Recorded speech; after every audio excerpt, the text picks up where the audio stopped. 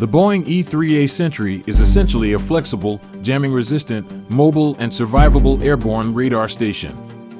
The Airborne Warning and Control System, AWACS, is tasked primarily with airborne surveillance, but can also act as a command and control center.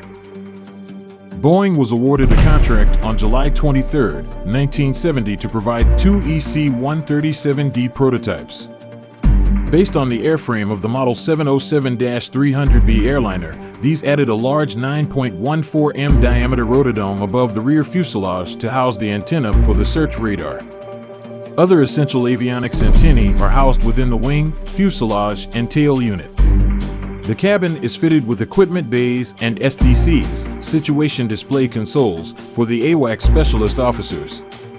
The first test aircraft flew on February 5, 1972, and the first production E-3A was delivered to the USAF on March 24, 1977. The E-3A has been replaced in USAF service by the E-3B and E-3C, with upgraded APY-2 radar, higher-speed computers, and secure communications facilities.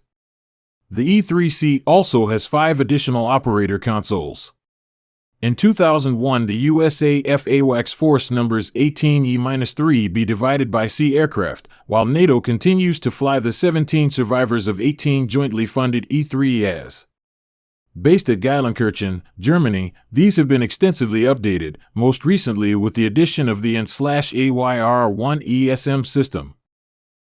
E-3s powered by CFM56 engines serve with France, 4 E-3FS, Saudi Arabia, 5 E-3As, and the UK, 7 E-3D Sentry AEW.Mk ones.